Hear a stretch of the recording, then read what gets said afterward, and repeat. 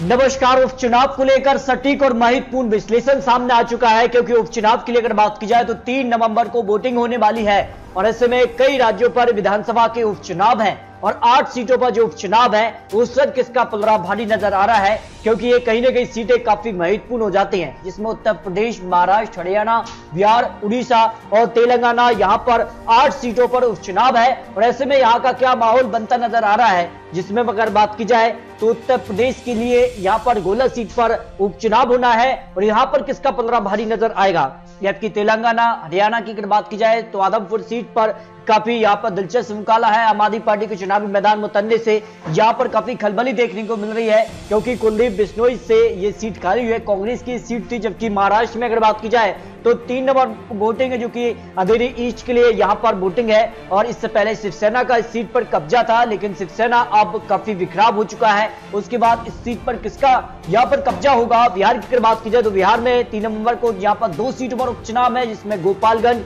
और यहाँ पर मोकामा सीट पर उपचुनाव है। तो यहाँ का क्या चुनावी गणित, क्या चुनावी विश्लेषण, ओपिनियन पोल निकल कर सामने आ रहा है। इसमें अगर बात की जाए तो बिहार उपचुनाव के लिए यहाँ पर जो सीट है, इसमें अगर बात की जाए तो यहाँ पर गोपालगंज के आंकड़ों पर बात की जाए तो यहाँ पर बीएसपी ने जो कैंडिडेट यहाँ पर चुनावी मैदान में उतारा है उपचुनाव के लिए, जिसमें यहाँ पर बात की जाए इंदिरा यादव, यहाँ पर कुसुम देवी और मोहन गुप्ता, जो कि आरजेडी, बीजेपी और बीएसपी, यानी 3 उम्मीदवार यहाँ पर चुनावी मैदान में इस सीट पर है, बिहार की गोपालगंज सीट के लिए। अगर बिहार विधानसभा चुनाव के कुछ रिकॉर्ड की बात की जाए तो कहां किसका पलड़ा भारी रहा है। इससे पहले अगर बात की जाए 2020 में जब यहाँ पर विधानसभा चुनाव थे तब बीजेपी ने यहाँ पर पलड़ा भारी रहा था। बीजेपी से यहाँ पर सुभाष सिंह ने जीत हासिल की थी, 77,000 वोट उनके पाले में गए, लेकिन दूसरे नंबर पर यहाँ पर बीएसपी रही थी, तीसरे नंबर पर कांग्रेस रही थी। तो इस तरह से अगर बात की जाए तो बीजेपी का यहाँ पर पलड़ा भारी रहा था 2020 के जो आंकड़े रहे। अगर बात की जाए 2015 में भी और 2010, 2020 में, यानी 3 बार यहाँ पर बीजेपी से यहाँ पर सुभाष सिंह,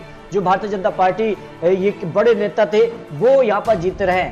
जबकि अगर बात की जाए 2005 में यहाँ पर जो है यहाँ पर बहुजन समाजवादी पार्टी का कब्जा रहा है और ऐसे में इस बार किसका पलड़ा भारी नजर आ रहा है, जो आंकड़े यहाँ पर बनते नजर आ रहे हैं। तो यहाँ पर गोपालगंज विधानसभा उपचुनाव के लिए जो यहाँ पर बिहार की सीट है, इस पर किसका पलड़ा भारी नजर आ रहा है। कुसुम देवी यहाँ पर बीजेपी उम्मीदवार हैं, जबकि यहाँ पर बात की जाए तो इंदिरा यादव बीएसपी, यानी 2 ही कैंडिडेट में यहाँ पर चुनाव देखने को मिलेगा। आमने सामने की टक्कर यहाँ पर देखने को मिल सकती है। लेकिन बिहार के लिए एक जिस प्रकार से यहाँ पर सरकार बदल चुकी है, अब आरजेडी प्लस जेडीयू सरकार में है, तो इसका फायदा क्या आरजेडी जेडी से भी यहाँ पर मिलेगा। त्रिकोणीय मुकाबला भी हो सकता है। फिलहाल यहाँ पर बीजेपी और यहाँ पर बीएसपी और आरजेडी यानी महागठबंधन के बीच यहाँ पर त्रिकोणीय मुकाबला देखने को मिल सकता है। गोपालगंज जो कि बिहार की यहाँ पर उपचुनाव के लिए सीट खाली हुई है, तो आपको क्या लगता है, सीट पर ओपिनियन पोल रख सकते हैं। फिलहाल यहाँ पर जो है काफी चौंकाने वाले आंकड़े हो सकते हैं। इसके अलावा बात की जाए तो बिहार के लिए जो यहाँ पर सीट है वो यहाँ पर मोकमा सीट पर भी यहाँ पर उपचुनाव है और यहाँ पर अगर बात की जाए तो यहाँ पर बीजेपी से यहाँ पर सोनम देवी और यहाँ पर नीलम यहाँ पर देवी, यानी बीजेपी और आरजेडी महागठबंधन में सीधे तौर पर यहाँ पर आमने सामने की टक्कर देखने को मिल सकती है। यहाँ के कुछ पुराने रिकॉर्ड की बात की जाए तो 2020 में सीट पर जो है आरजेडी ने जीत हासिल की थी और यहाँ पर जेडीयू दूसरे नंबर पर रही थी। तो साफ तौर पर यह माना जा रहा है कि सीट पर कहीं ना कहीं जो है आरजेडी का ही यहाँ पर दबदबा हो सकता है। आरजेडी ने यहाँ पर 78,721 वोट हासिल किए थे, जबकि जेडीयू ने यहाँ पर बात की जाए तो जेडीयू ने यहाँ पर 42,964 वोट मिले। यानी यहाँ से कुछ और पुराने रिकॉर्ड की बात की जाए 2015 में भी यहाँ पर बात की जाए तो जिस तरह से यहाँ पर जो है अनंत कुमार सिंह, जो कि निर्दलीय उम्मीदवार थे, उन्होंने जीत हासिल की थी 2015 में और 2010 की भी बात की जाए तो यहाँ पर जेडीयू से अनंत कुमार सिंह ही यहाँ पर जीते थे। तो इस तरह से अगर बात की जाए तो सीट पर जो पलड़ा भारी नजर आ रहा है वो यहाँ पर आरजेडी से नीलम देवी यहाँ पर चुनावी मैदान में है और इनका ही पलड़ा यहाँ पर भारी नजर आ रहा है। उपचुनाव के जो चुनावी विश्लेषण है, चुनावी जो आंकड़े बन रहे हैं, उसमें आरजेडी का पलड़ा बिहार से उपचुनाव की सीट पर हो सकता है। इसके अलावा बात की जाए तो हरियाणा के लिए उपचुनाव की सीट खाली हुई, जो कि आदमपुर सीट है और यहाँ का क्या चुनावी गणित सामने आ रहा है। यहाँ पर अगर बात की जाए तो आम आदमी पार्टी ने भी चुनावी मैदान में यहाँ पर कदम रखा है हरियाणा से। तो यहाँ पर बात की जाए सत्येंद्र सिंह यहाँ पर आम आदमी पार्टी यहाँ पर उम्मीदवार है, जबकि बीजेपी से यहाँ पर भाविया, यहाँ पर बिश्नोई यहाँ पर चुनावी मैदान में है, कांग्रेस से यहाँ पर जयप्रकाश चुनावी मैदान में है। तो इस तरह से अगर बात की जाए तो त्रिकोणीय मुकाबला हरियाणा में देखने को मिल सकता है। जिस तरह से यहाँ पर चुनावी मैदान में यहाँ पर कैंडिडेट उतारे हैं। और 2019 के जो विधानसभा चुनाव थे उसमें अगर बात की जाए तो कुलदीप बिश्नोई यहाँ पर काफी चौंकाने वाले आंकड़े उनके पक्ष में रहे हैं। और कहीं यहाँ पर कांग्रेस की तरफ थे तब 2019 में, लेकिन वो बीजेपी ज्वाइन की। लेकिन अब ये सीट पर उपचुनाव है तो काफी चौंकाने वाला आंकड़ा बन सकता है। कुलदीप बिश्नोई के बाद यहाँ पर इस सीट पर किसका कब्जा होगा। अगर बीजेपी की बात की जाए तो यहाँ पर बीजेपी को 2019 में यहाँ पर करीब 34,000 वोट मिले, जबकि यहाँ पर कुलदीप बिश्नोई जो कांग्रेस में थे और 2019 में कांग्रेस की सीट थी, लेकिन 63,693 वोट उनके पक्ष में गए थे कुलदीप बिश्नोई के लिए। लेकिन उपचुनाव में किसका कब्जा हो सकता है, क्योंकि काफी यहाँ पर फेरबदल देखने को मिला है। इसके लिए बात की जाए और रिकॉर्ड की बात तो यहाँ पर 2014 में यहाँ पर बात की जाए तो यहाँ पर भी कुलदीप बिश्नोई ने यहाँ पर जीत हासिल की थी 2014 विधानसभा में। तब वो यहाँ पर अन्य पार्टी में थे, लेकिन अगर बात की जाए तो 2005, 2009 और यहाँ पर बात की जाए तो यहाँ पर भी कुलदीप बिश्नोई का पलड़ा भारी रहा है। तो इस तरह से अगर बात की जाए तो कुलदीप बिश्नोई काफी अच्छे कैंडिडेट माने जा रहे हैं। ऐसे में भव्य बिश्नोई जो कि यहाँ पर क्या उनको यहाँ पर समर्थन मिलेगा बीजेपी के लिए, या सत्येंद्र सिंह यहाँ पर जो आम आदमी पार्टी चुनावी मैदान में है, या जयप्रकाश जो कि कांग्रेस उम्मीदवार है। लेकिन त्रिकोणीय मुकाबला हो सकता है। लेकिन फिलहाल यहाँ पर बात की जाए तो भारतीय जनता पार्टी से यहाँ पर भव्य बिश्नोई का पलड़ा भारी नजर आ रहा है, जो ओपिनियन पोल विश्लेषण यहाँ पर निकलकर सामने आ रहा है। देखिए महाराष्ट्र की अगर बात की जाए तो महाराष्ट्र के लिए एक सीट जो है काफी चौंका रही है और सबको यहाँ पर बड़ा उलटफेर देखने को मिला है, क्योंकि महाराष्ट्र में अब सरकार बदल चुकी है।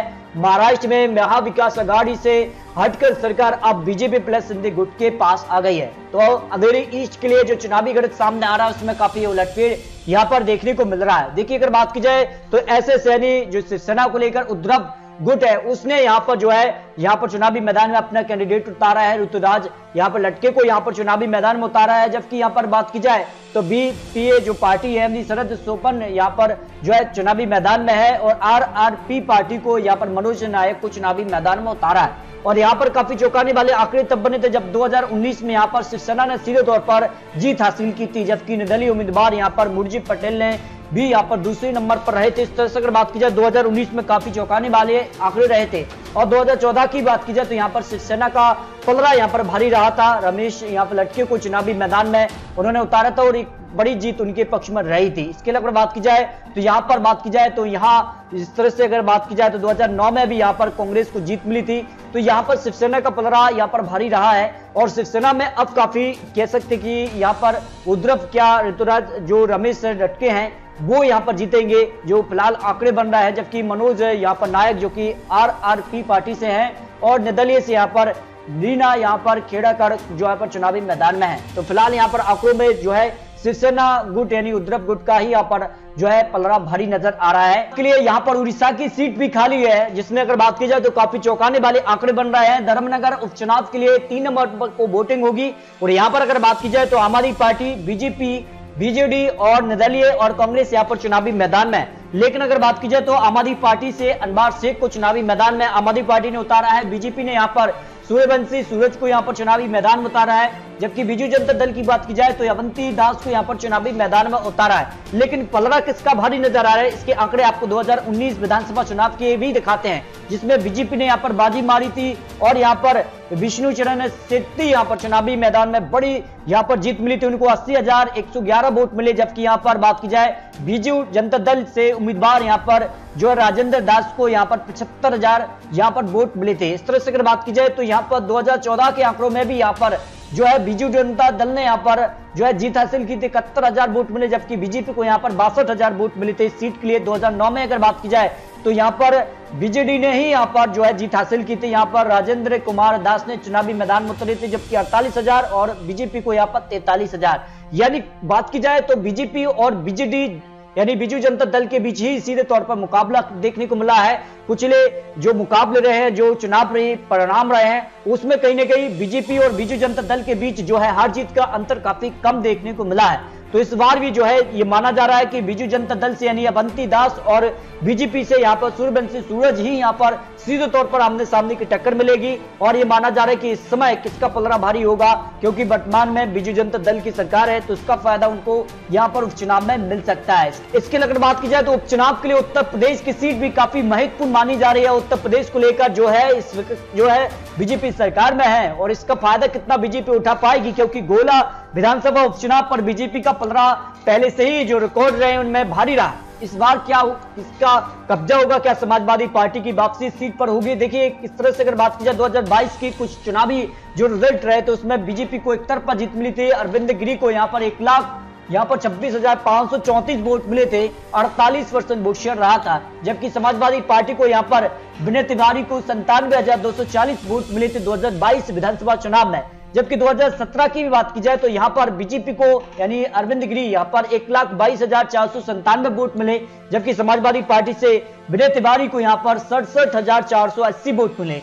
उत्तर प्रदेश के लिए अगर बात की जाए तो गोला जो विधानसभा चुनाव है उसके लिए 3 नवंबर को उत्तर प्रदेश के लिए सीट पर जो है चुनाव है, क्योंकि यहां पर निधन के चलते ये सीट खाली हुई है और ऐसे में माना जा रहा है कि सीट पर बीजेपी का कब्जा हो सकता है। जो अमन गिरी बीजेपी उम्मीदवार है उनका पलड़ा भारी नजर आ रहा है, जबकि समाजवादी पार्टी से विनय तिवारी भी यहां पर चुनावी मैदान में है। तो सीधे तौर पर बीजेपी और समाजवादी पार्टी में ही आमने सामने की टक्कर है, लेकिन अमन गिरी यहां पर आगे दिखाई दे रहे हैं जो यहां पर आंकड़े विश्लेषण सामने आ रहा है। इसके अगर बात की जाए तेलंगाना सीट पर भी जो है उपचुनाव है और इस सीट पर अगर बात की जाए तो बीजेपी यहां पर जो चुनावी मैदान में थी 2022 के लिए अगर बात की जाए तो उपचुनाव में बीजेपी यहां पर बीआरएस और कांग्रेस टीडीपी भी यहां पर चुनावी मैदान में है और 2018 विधानसभा चुनाव पर इस सीट पर जो है कांग्रेस ने जीत हासिल की थी। और इससे पहले अगर बात की जाए तो यहां पर बात की जाए तो बीआरएस ने यहां पर जो जीत हासिल की थी 2014 में। 2009 की बात की जाए तो यहां पर सीपीआई ने जीत हासिल की थी। तो इस बार ये माना जा रहा है कि बीजेपी से और यहां पर जो है टेरस और यहां पर जो है कांग्रेस से चलते यहां पर जो है काफी बड़ा उलटफेर देखने को मिल सकता है। तो इस सीट पर जो है बीजेपी और कांग्रेस में सीधे तौर पर आमने सामने की टक्कर देखने को मिल सकती है। तो इस तरह से उपचुनाव के लिए 8 सीटों के आपको चुनावी आंकड़े दिखाए हैं। कहां किसका पलड़ा भारी नजर आ रहा है, जिसमें उत्तर प्रदेश, महाराष्ट्र, बिहार, इसके अलग बात की जाए हरियाणा, उड़ीसा और तेलंगाना जो राज्य रहे हैं इनको लेकर जो आंकड़े निकलकर सामने आ रहे हैं। 3 नवंबर को यहां पर वोटिंग होगी और 6 नवंबर को यहां पर चुनावी रिजल्ट सामने आएंगे। तो आपको क्या लगता है, इन राज्यों के लिए उपचुनाव की सीटें काफी महत्वपूर्ण मानी जा रही है और सरकार की जो कार्यशैली है उसकी एक झलक देखने को मिलेगी। आपको बता दें कि ये तो चुनावी आंकड़े, चुनावी अनुमान है। 6 नवंबर को फाइनल रिजल्ट देखने को मिलेंगे। तो अपनी राय कमेंट बॉक्स में रख सकते हैं। मिलते हैं सटीक महत्वपूर्ण जानकारी के साथ, तब तक के लिए जय हिंद, जय भारत।